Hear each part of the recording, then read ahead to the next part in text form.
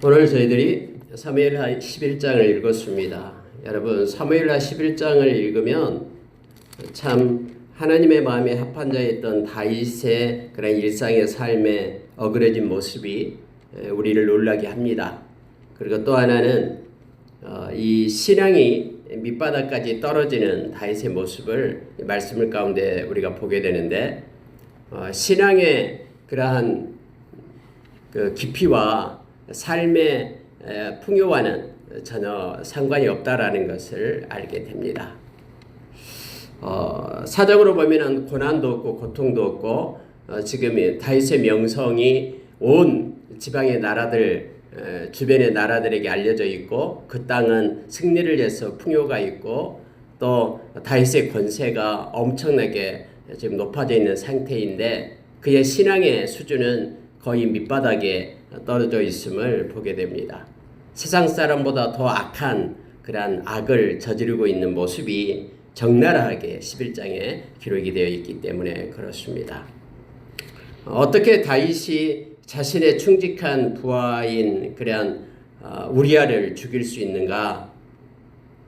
또 어떻게 자기의 그 추악한 죄악을 감추기 위하여 서슴없이 그러한 하나님 앞에서 그런 악한 계획을 악의를 도모하고 이렇게 실행할 수 있는가?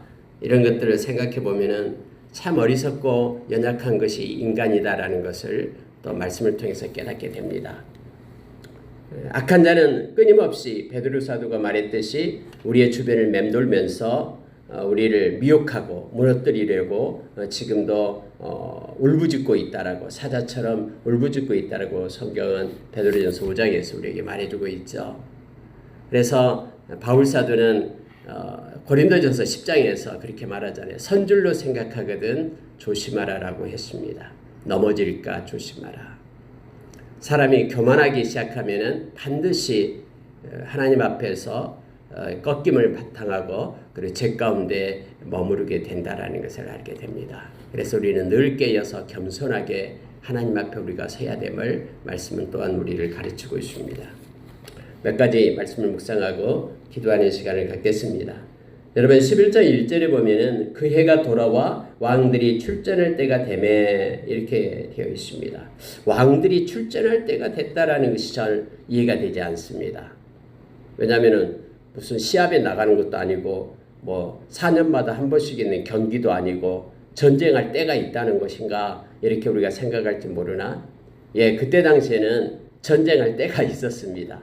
주변 나라들에게 전쟁할 시기가 있었음을 그 고대 역사로 우리는 기록으로 알게 됩니다. 이 바로 새로운 해가 시작되는 시기를 말하고 있습니다. 왕들이 출전할 때, 이 말은요, 그때는 바로 유대력으로 말하면은 정월을 얘기합니다. 아비벌 1월을 얘기하고요. 오늘날 태양력으로 말한다 그러면은 3, 4월이 될 때를 말합니다. 이때는 겨울의 우기가 끝나고 이제는 봄철에 건기가 접어드는 때가 됩니다. 그래서 전쟁의 시즌이 이때 합니다. 그들도 전쟁할 때를 딱 정해놓고 전쟁을 했음을 보게 됩니다. 물론 이렇게 몰래 침략을 하고 이런 전쟁도 있었습니다만은 이처럼 전쟁의 때가 있었음을 역사상으로도 우리가 보게 됩니다. 왕들은 군사들을 이끌고 전쟁터로 나가게 됩니다. 그런데 오늘 보니까 웬일인지 암몬과의 전쟁을 하게 되는데 다윗은 나가지 않습니다. 물론 다윗의 나이가 이제 50 가까이 됐습니다. 왕이 된 지 20년 가까이 됐고요. 그래서 뭐 정확한 때는 안 나와 있었기 때문에 알 수 없습니다만은 거의 50 정도 된 상태입니다. 부하들은 지금 전쟁터에 나가서 전쟁을 준비 중에 있는데 암몬 자손과 지금 싸우고 있습니다. 라빠를 에워쌌고 예루살렘에 서로 다윗은 그대로 나가지 않고 있었다라고 성경은 그 상황을 설정해서 우리로 하여금 알게 합니다. 근데 저녁 때에 다윗이 그의 침상에서 일어나 왕궁 옥상을 거닐다가 이렇게 되어 있죠. 왕궁의 옥상, 예루살렘 성은 높습니다. 그리고 높이 있기 때문에 일반 사람들이 사는 집들은 다 볼 수가 있습니다. 이렇게 옥상에서 거닙니다. 그러다가 그의 눈에 한 여인이 들어오게 됩니다. 목욕을 하고 있었습니다. 심히 아름다워 보였다라고 성경은 말합니다. 마치 선악과를 보듯이 이렇게 아름다워 보입니다. 아니 근데 왜 또 우리는 이렇게 생각하잖아요. 이거 혹시 밧세바가 유혹을 하는 게 아니냐라고 생각할지 모르나 성경은 그렇게 대해서 말하고 있지 않습니다. 어쨌든 여인이 목욕을 하고 있는 모습이 왕의 눈에 띄었다라고 말합니다. 여러분 그때 당시에는요, 이 목욕을 이렇게 집에 우물가에서 이렇게 목욕을 많이 했습니다. 한적한 장소에서. 그런데 높은 왕궁에서 보니까 밑에가 다 보이는 거예요. 그래서 한 여인이 목욕하는 것이 눈에 들어옵니다. 물론 멀리 있는 모습이죠. 그래서 여러분 이것을 참지 못하고 눈으로 봤으면 그대로 끝났으면 모르는데 이 눈이 사람의 눈은 언제나 그 삶으로 옮기게끔 그래서 무엇을 보냐가 굉장히 중요합니다. 요즘에도 여러분 그 여러 가지 유튜브나 이것에 뭐 야한 그런 동영상들이 많이 있잖아요. 이것에 한번 빠지기 시작하면은요 눈을 뗄 수 없고 실제 또 범죄로 이렇게 연결되는 것들을 많이 우리가 사건을 통해서 보게 되잖아요. 그래서 무엇을 보냐가 참 중요합니다. 근데 다윗은 목욕하고 있는 아름다운 여인을 보게 되는데 그 봄으로 인하여 그의 마음이 이제는 작동하기 시작합니다.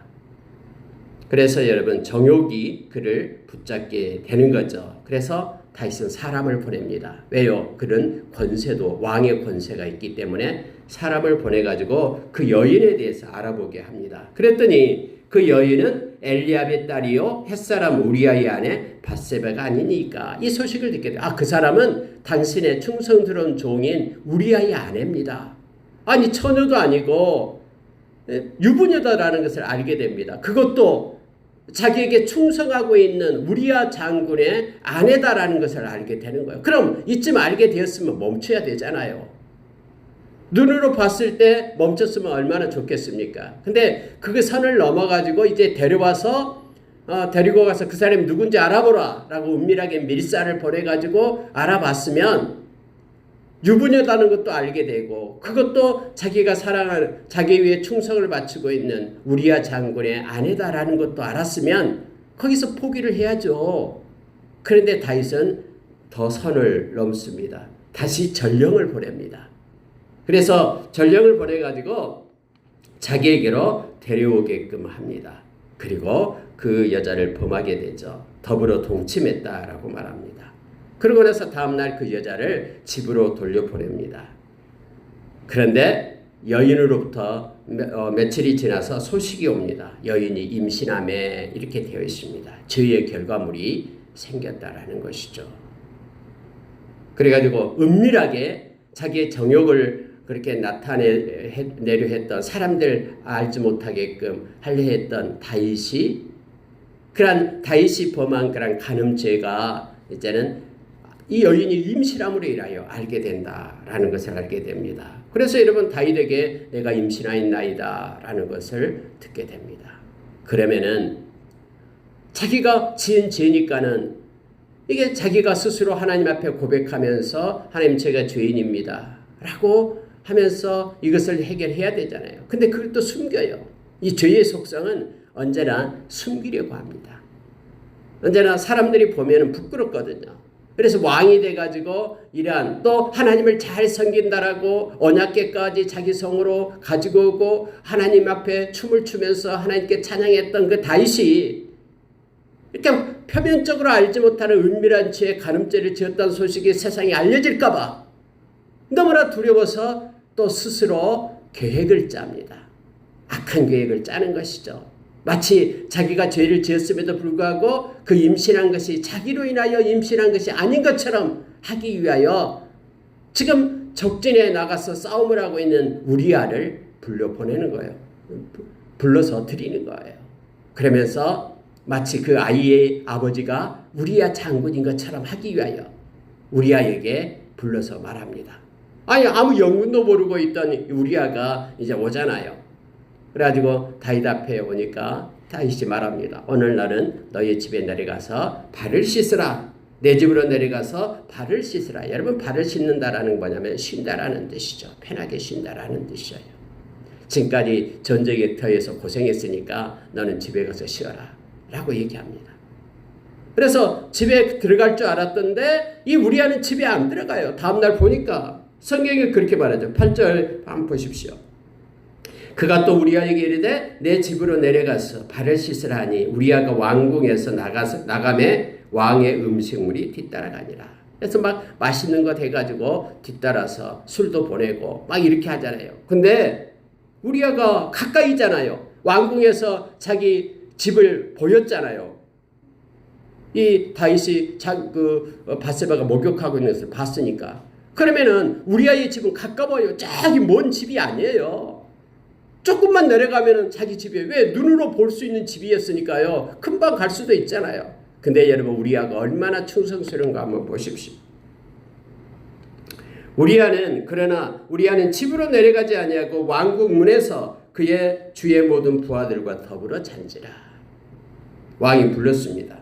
왜 너는 네 집에 내려가지 않느냐? 우리아의 고백을 보십시오. 11절이요. 우리아가 다윗에게 아뢰되 언약궤와 이스라엘과 유다가 야영 중에 있고 내 주 요압과 내 왕의 부하들이 바깥들에 진치고 있거늘 내가 어찌 내 집으로 가서 먹고 마시고 내 처와 함께 자리이까? 내가 이 일을 행하지 아니하기로 왕의 살아계심과 왕의 홀에 살아계심을 두고 맹세하나이다. 여러분 이 말씀을 이게 기록하고 있는 이유는 뭐냐면요. 다윗의 죄가 얼마나 악하다라는 것을 지금 드러내고 있는 거예요. 이렇게 충직한 우리아를 갖다가 또 죽게끔 하는 그 다윗의 악한 죄를 보라라는 거예요. 아무리 하나님을 잘 섬기고 하나님께 영광 돌렸던 그러한 다윗의 전의 모습이 있다 할지라도 현재의 믿음의 상태가 이런 악한 가운데 있다라는 것을 보라라는 거예요. 우리로 하여금요. 그래서 이 우리아가 몇 발자국만 가면 자기 집이에요. 사랑하는 아내가 있고요. 그런데 그 집을 가지 않습니다. 가지 않는 이유가 뭐냐면 지금 나의 동료들은 전쟁 때문에 생명을 걸고 전쟁을 하고 있는데 내가 왜 편안히 내려가서 내 집에 가서 쉴 수 있냐라는 거예요. 그래서 이 왕궁을 지키는 병사들 팀에 끼어서 거기서 잠을 잤던 거예요. 그러면서 이렇게까지 말합니다. 왕의 살아계심과 왕의 홀에 살아계심을 두고 내가 맹세하나이다. 나는 절대 집에 가지 않습니다. 자기의 아내를 사랑하지 않았기 때문이 아니라 지금 전쟁 중이고 자기의 동료들을 위하여 나라에 충성하는 그러한 군사로서의 모습을, 이런 충직한 모습을 성경은 나타내주고 기록하고 있는 것입니다. 다윗의 계획이 숲으로 돌아갑니다. 언제나 그래요. 언제나 하나님이 다 보고 계시는데 아무리 인간이 자기 악한 꾀를 내어서 그렇게 한다고 해도요, 되지 않습니다.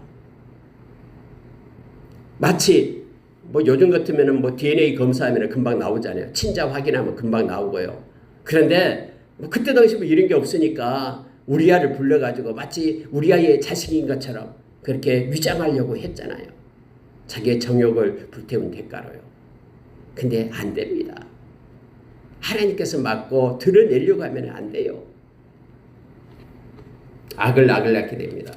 그래서 또 다른 계획을 짜요. 거기서 멈춰야 되는데 또 다른 계획이 뭐냐면은 이제는 술을 먹이면 제정신이 아니니까 술 먹은 사람 원래 정신이 없잖아요. 그래서 술을 먹여놓으면 이제 자기 집으로 내려갈 것이다 이렇게 생각한 거예요. 왕이 착각했죠. 그래서 막 술을 먹입니다. 술을 먹였음에도 불구하고 안 내려갑니다.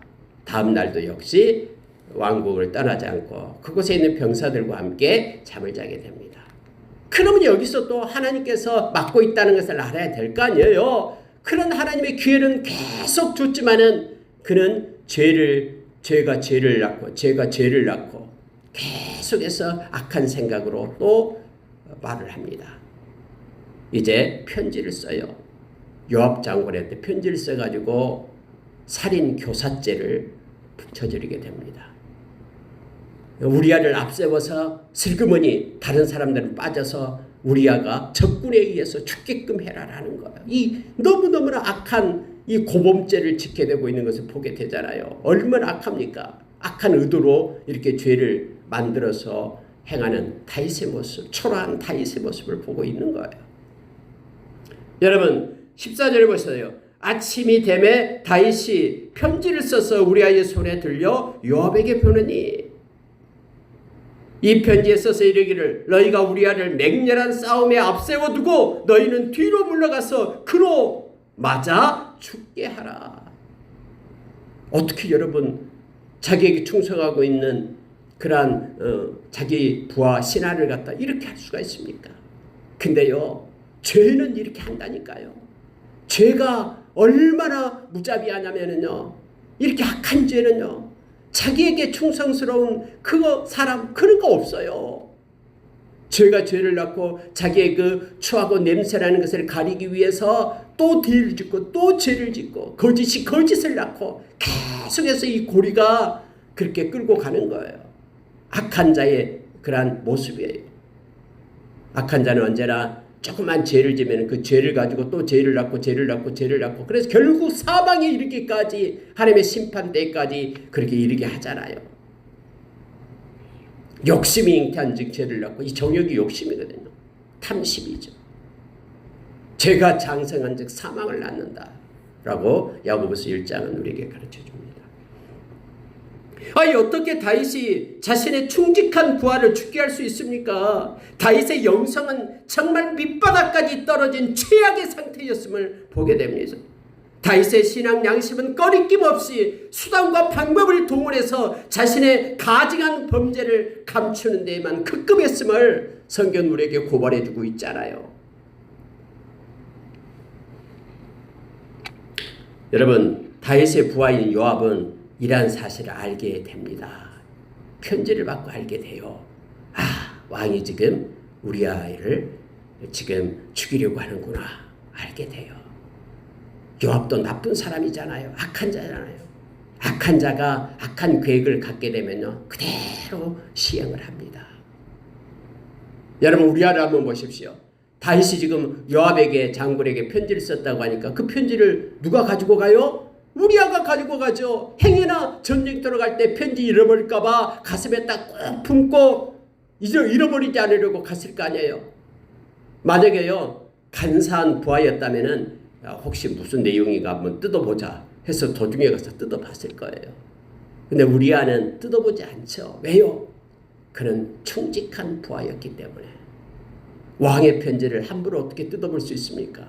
만약에 뜯어봤다면 자기를 죽이려고 하는 그런 내용이 있었는데 그걸 요압한테 갖다 줬겠어요? 어디로 도망치거나 다시 돌아와서 왕 앞에서 어찌 이럴 수 있습니까? 라고 하거나 나를 죽이십시오 하면서 뭐라고 하거나 했겠죠. 근데 여러분 편지 뜯어보지 않고 행여나 잃어버릴까봐 가슴에 안고 품에 안고 요압 왕궁까지 갑니다. 요압 장군한테 가서 장군이요 왕이 이렇게 편지를 나한테 보냈습니다. 이 편지를 보십시오. 요압이 그 편지 뜯어보고 깜짝 놀랐을 거 아니에요. 자기 앞에 있는 그 우리아를 죽이라고 하니까 야 정말로 다윗도 지독하구나. 다윗 왕도 지독하구나 라고 요압이 그렇게 생각했겠죠. 죄의 밑바닥이 이렇습니다. 근데 여러분 그렇게 하나님을 잘 섬긴다는 다윗도 이렇습니다. 하물며 저와 여러분의 모습이 어떻겠는가를 말씀을 통해서 비춰봅니다. 여러분 우리도 깨어있지 않으면 다윗의 이러한 죄의 길에 빠질 수밖에 없는 존재라는 것을 우리가 기억해야 됩니다. 아니요 나는 믿음이 있어서 절대 그러지 않습니다. 선줄로 생각하면 넘어질까 조심해야 됩니다.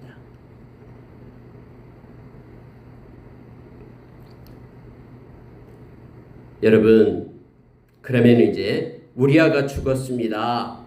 똑같이 그 편지대로 요압 왕군은 충성해서 우리아를 죽게 해요. 그리고 그 소식을 갖다가 전합니다. 다윗 왕이여 우리아가 죽었습니다 라는 편지를 받게 됩니다. 여러분 그때 다윗의 마음은 어땠을까요? 야 이제 끝났다. 이제 나의 추한 모습이 가려졌다. 이 모든 증인이 없었다. 이제는 우리아가 죽었기 때문에 속이 시원했겠습니까? 25절 보시기 바랍니다. 다윗이 전령에게 이르되 너는 요압에게 이같이 말하기를 이 일로 걱정하지 말라. 칼은 이 사람이나 저 사람이나 삼키느니라. 그 성을 향하여 더욱 힘써 싸워 함락시키라 하여 너는 그를 담대하게 하라 하니라. 여러분 이렇게 뻔뻔해요. 칼은 이 사람이나 저 사람이나 아무나 죽인다. 우리아가 아무리 뛰어난 장수라고 해도 칼에 맞아 죽은 것이다. 아니 자기가 죽게끔 그렇게 했으면서도 마치 적진에 들어가서 용감하게 싸워서 그렇게 장엄하게 죽음을 맞이한 것처럼 이렇게 말하고 있는 거예요.